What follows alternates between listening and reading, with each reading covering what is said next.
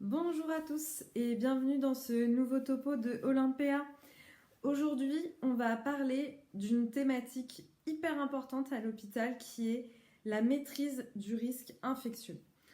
Il faut savoir que les équipes de soins, on doit être en capacité de maîtriser le risque infectieux. Comment?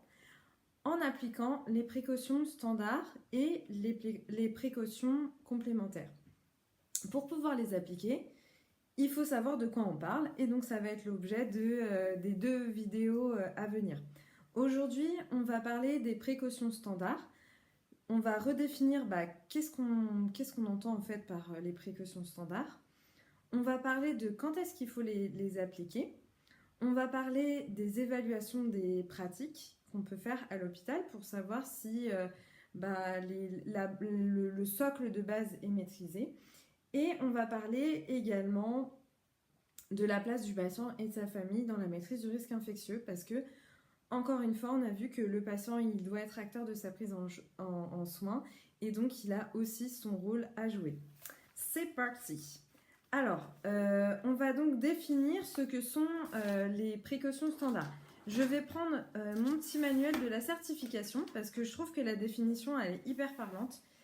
Les précautions standards, incluant l'hygiène des mains, constituent le socle indispensable de prévention des infections associées aux soins et s'appliquent toujours pour tous les patients. Les précautions standards, elles ont pour objectif d'assurer une protection systématique du personnel et des patients vis-à-vis du risque infectieux.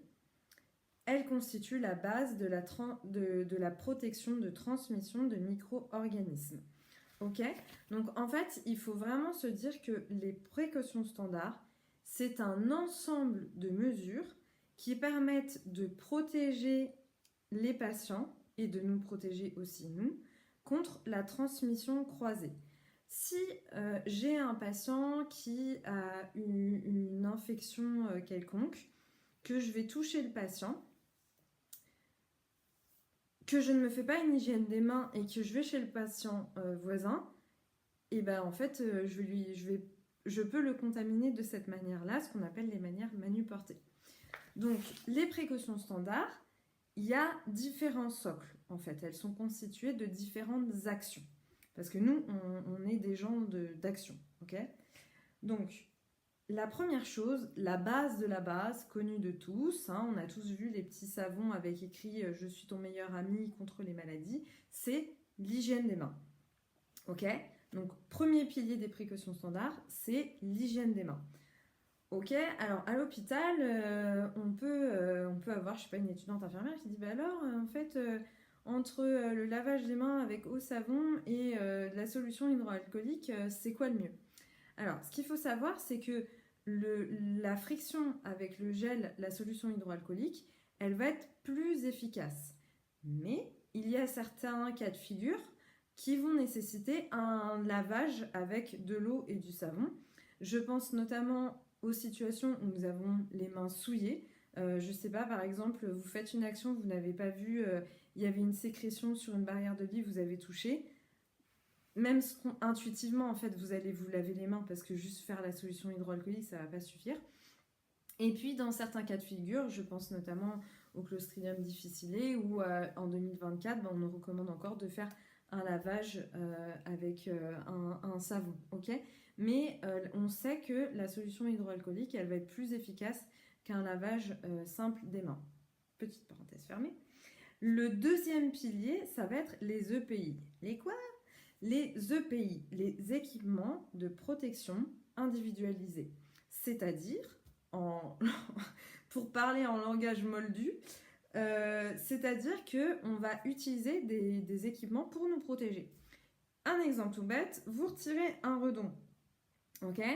Et là, au bout du redon, fraf, il y a une sécrétion et vous la prenez dans les yeux. Dommage. On met des lunettes de protection, d'accord, pour éviter d'avoir un accident à exposition à un liquide biologique. Donc, dans les EPI, on va avoir les gants, on va avoir les tabliers, on va avoir les lunettes, on va avoir Les masques, alors je sais pas, il y avait un débat au niveau des masques, mais quand je regarde dans les littératures, les masques sont cités partout. Enfin, ça fait partie de l'hygiène respiratoire. Mais voilà, c'est tout ce qu'on va mettre en fait pour nous protéger lorsqu'il y a des risques en fait que nous soyons exposés à des liquides biologiques. Ok. Et puis l'idée, c'est aussi que si jamais par exemple vous faites une toilette, le patient il a une grosse fuite urinaire et en fait vous n'avez pas le temps, et ben en fait vous avez quelque chose qui va protéger votre blouse et que vous allez pouvoir retirer. Et quand vous passez au patient suivant, enfin, voilà, vous n'avez pas contaminé votre tenue professionnelle. Ok. Voilà. Donc on a dit hygiène des mains, on a dit les équipements de protection individualisés. On va avoir également par rapport au patient tout ce qui est la gestion de l'environnement du patient. Okay, c'est primordial de nettoyer l'environnement du patient. On en a parlé dans la vidéo de la bientraitance, comme quoi c'était aussi le respect de la dignité et de l'intimité du patient. Mais on sait aussi que c'est une réelle prévention du risque infectieux. Voilà. On a le chef de l'EPRI, équipe de prévention du risque infectieux, anciennement appelée EOH, qui nous disait que les patients ils peuvent s'auto-contaminer dans leurs propres germes si l'hygiène n'est pas faite. En réanimation, on nettoyait les barrières du lit, on nettoyait très fréquemment quand on nurseait les patients, le matelas, en fait, on désinfectait le matelas. Donc vraiment, dites-vous que la gestion de l'environnement du patient, elle est hyper importante et elle fait partie du socle des précautions standards. On va avoir aussi en parallèle du coup la gestion du matériel, que ce soit le matériel du patient ou le matériel partagé. Il est évident que quand on a fait par exemple un électrocardiogramme, on va désinfecter l'électrocardiogramme pour que pour le patient suivant, on utilise un matériel qui est propre. On a la gestion, si on fait la petite transition environnement du patient, vous sortez, vous avez des déchets, ça va être de gérer les déchets, en fait, la bonne gestion des déchets, ça fait partie des précautions standards. Et nous allons avoir enfin, un petit peu à part, la gestion des AES, donc la gestion de les accidents et exposition au sang, d'accord ? Ça, on a un protocole qui est affiché dans le service, qui est accessible de tous, comme ça, si jamais on a un accident à exposition au sang, eh bien, nous savons la conduite à tenir. Ok ? Je vous fais juste un petit sum-up. Donc, les précautions standards, ça comprend l'hygiène des mains, les EPI, équipements de protection individualisés, l'élimination et la gestion des excrétas, la gestion du coup des déchets, la gestion de l'environnement du patient, et enfin, la prévention des AES. Ok ? Voilà. Ces précautions-là, elles sont à appliquer pour tous, par tous, partout et en tout temps. Voilà, il n'y a pas d'exception. On fait ça, comme je l'ai dit, pour tous, partout et en tout temps. Ok ? Et donc, dites-vous que ces mesures-là, c'est vraiment ce qui va permettre, c'est la base de la base pour ne pas créer en fait d'infections nosocomiales, parce que c'est ça le sujet. Il y a des milliers de morts par an à cause des infections nosocomiales. Et donc, je veux dire, tout le monde est en capacité de se laver les mains. Tout le monde est en capacité de faire attention et de désinfecter au matériel. Donc, soyons hyper attentifs. Je fais aussi une petite parenthèse pour les filles et les garçons, voilà, pour les soignants. Vraiment, enlevons nos bagues, arrêtons les manicures. Quand je vois les filles qui arrivent avec leur maxi manicure, c'est pas possible en fait. C'est interdit. Déjà, c'est pas tenue professionnelle. Et ensuite, qu'est-ce que vous allez ramener chez vous ? Qu'est-ce que vous allez transmettre à la chambre d'à côté ? Voilà, enlevons les montres. Il y en a certaines qui me disaient oui, mais je le nettoie et tout. Non, on sait maintenant, c'est documenté, qu'il y a toujours des choses qui restent en dessous. Donc voilà, donc vraiment, soyons attentifs à aussi avoir une tenue professionnelle et on s'évitera plein de complications, parce que quand il y a un patient qui contracte une infection nosocomiale par transmission croisée, qui termine en réanimation et qui potentiellement va décéder, c'est dommage. C'est plus que dommage. Ok, donc on a parlé de qu'est-ce que c'était les précautions standards. On a expliqué quand appliquer. Maintenant, je voudrais aborder sur une thématique de l'évaluation des pratiques. Parce que en fait, on a tout ça, mais c'est important de régulièrement se dire, ok, bah, on en est où? Parce que un hôpital, bah, c'est un milieu qui est extrêmement mouvant. Il y a des départs, il y a des nouvelles arrivées, il y a des changements de spécialité, l'évolution des pratiques aussi. Donc c'est pour ça que c'est très important de monitorer régulièrement. En fait, est-ce qu'on est dans les bonnes pratiques, d'être dans cette démarche finalement d'amélioration continue de nos pratiques. Et ça passe par quoi? Ça passe par des audits. On va faire des audits, notamment sur l'hygiène des mains. Je ne sais pas si vous vous souvenez, mais on a eu par exemple des étudiants infirmiers qui venaient et qui faisaient des audits d'hygiène des mains. On peut avoir des audits par les prix. Donc les prix, je le rappelle, c'est l'équipe de prévention du risque infectieux. On peut avoir également des auto-audits. En fait, on se dit, bon, bah vas-y, hop, c'est parti. On voit est-ce qu'on fait bien notre hygiène des mains, est-ce qu'on est toujours bien dans les bonnes pratiques. Ok.